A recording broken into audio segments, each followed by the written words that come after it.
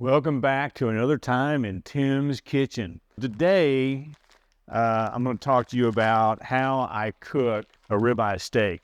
I have mentioned before that I am on the carnivore diet, and the carnivore diet is made up basically of beef, bacon, butter, and eggs, although you can have any other kind of animal meat, animal fat that you want as well, but nothing satisfies like beef.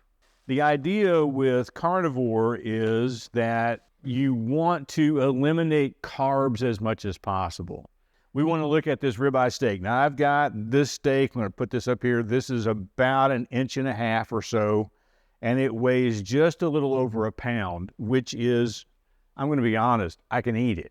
There's no question I can eat it, but I don't want to cook it all as one steak, so I'm going to cut this steak in half. And one of the reasons I'm going to do that is if I were to cook it and then cut it in half, store half of it, eat the other half, I've got one section where I cut it that it has not been caramelized, it's not been browned. It's just the red meat showing for me, and I don't want that. I want it to be nice and brown all the way around the steak. So I'm going to cut it about here. One of these I'm going to set aside, and I'm going to cook it later, and this one I'm going to cook now. One of the things you want to look for in a ribeye specifically is all of the marbling within the beef, and typically the prime cuts are the ones that have the most marbling. That's not always the case. So be sure and look at the steaks you buy. Don't just say, I want prime and then move on. But you want that fat. That's what you want. So I have to season this. And so I'm going to do a couple of things here. I think I've got that where I can see it maybe. I'm going to grab my kosher salt and some black pepper. I don't typically add a lot of seasonings to steak. The steak has sort of its own flavor that I don't have to worry about adding a whole lot of other stuff. Add a little pepper. And then there is a magic ingredient that we're going to add as well. We're going to add some coffee grounds. Now, not the whole, this is what would make me a cup of coffee, but we're not going to add all of it. We're just going to add a little bit of it because coffee makes a great steak seasoning. And I would highly recommend that you give it a try. I'm just going to kind of mix this up, and then I'm going to sort of put that on the steak, pat it in,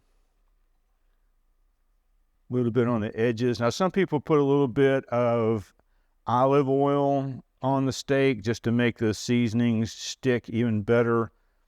I don't have a problem with that, even though olive oil is not particularly carnivore. What I do with steak, what I learned a long time ago, was to do what they call a reverse sear, because this steak is so thick, if I heat it up fast enough, either on the stove or on a grill, it's going to get nice and crunchy on the outside, but the inside's still going to be raw. So I want to cook it all the way through. I've got my oven set at 250 degrees. I sometimes run it at 275. But because this is kind of thick, I want it to cook a little slower. The slower you cook it, the more tender it becomes. And that will give it an even cook all the way through. And then after it has done that in the oven, then we'll put it in a pan and we'll sear the edges to make it look like a steak. It's going to go in the oven. And I mentioned in the last video that it's always good to have 2 of everything. So in case this falls apart, I do have another steak. So the steak has been in the oven about 25 minutes at 250 degrees. It is right at, I just checked the temperature, and it is right at about 215 degrees. Now, I like my steak medium rare. Medium rare comes in at about 130 degrees internal temperature. When I was growing up, I always ate my steaks medium well because that's what my dad did. And I learned to eat steaks medium well like my dad. And then it was like, you know, I'm going to try a medium steak one day. And it was more tender than a medium well. And then I thought, well, heck, let's just try a medium rare. And I was like,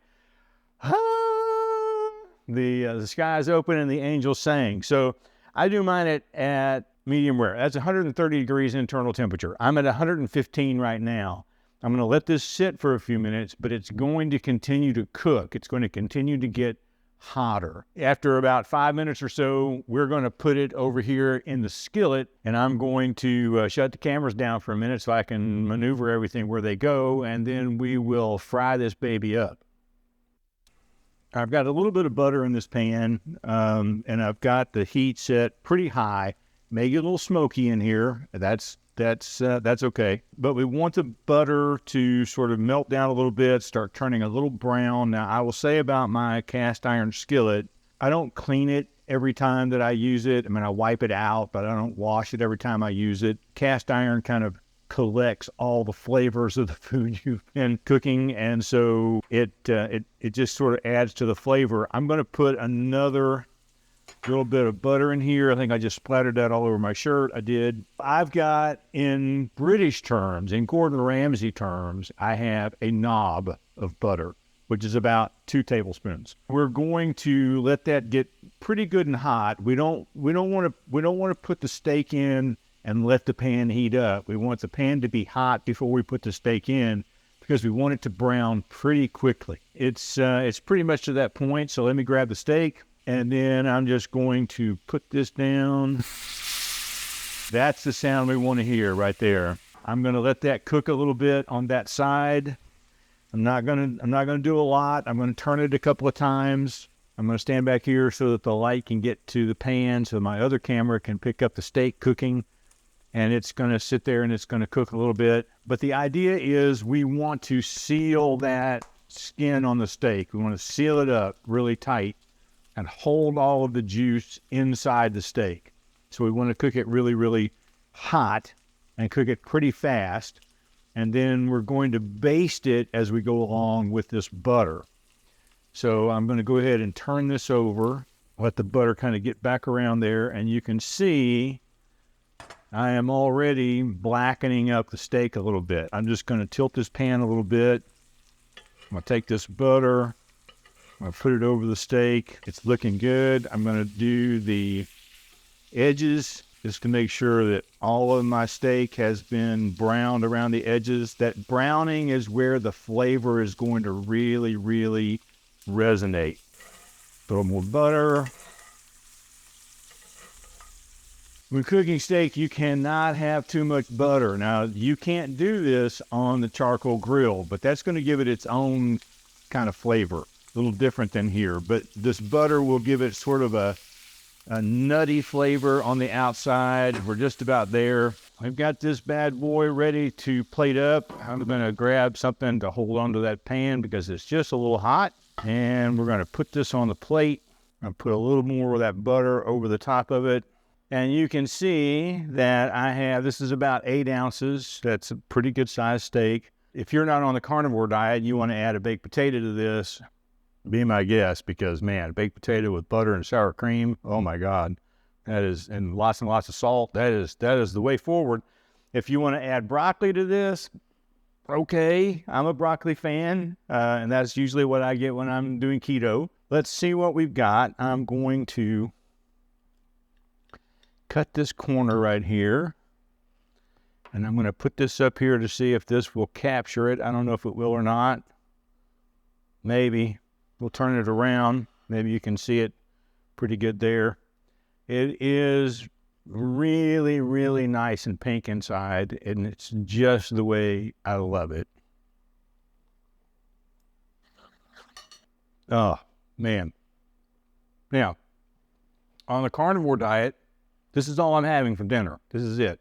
Sometimes when I have this, like on Sunday, I might splurge and get some shrimp to put with it, but I don't need a side with this. This is going to fill me up. It's going to give me the protein and the fat that I need with 0 carbs. You just can't get much better than this right here. We'll see you next time.